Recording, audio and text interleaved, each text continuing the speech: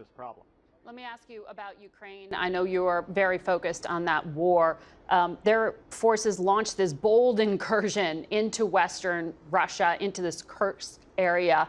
Are you comfortable with U.S. weapons being used on Russian soil? Well, Margaret, yes. I am at this point. The Ukrainians were illegally attacked by Vladimir Putin. He is intentionally killing women, children, old people. It was an illegal invasion. This incursion, let's characterize it that way for now. I don't think the Ukrainians want to intentionally hold Russian territory for a long period of time, but this really set Putin back on his heels. He has always tried to characterize himself as somebody that is going to protect Russia. I think his citizens are seeing the results of what he has done in Ukraine, that now they are somewhat at risk. Do you think 130,000 Russians have had to leave their homes?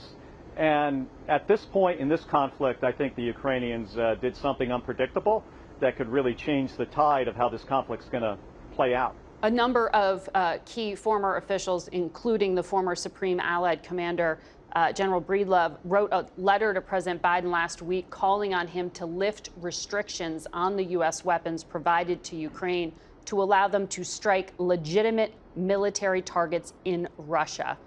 Would you echo their calls? Well, Margaret, those restrictions, some of them have already been lifted. And since the invasion now over 2 years ago, we have, periodically, as we should, reevaluate, how we're going to conduct ourselves with regards to the Ukrainians' use of the security assistance that we provide them.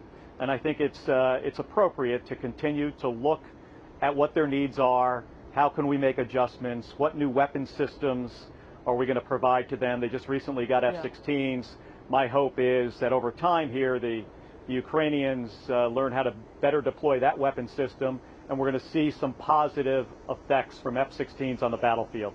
The same is true for ATACMS and HIMARS and these other weapons. So, periodically reevaluating what we allow them to use is the appropriate thing to do. All right. Senator Mark Kelly.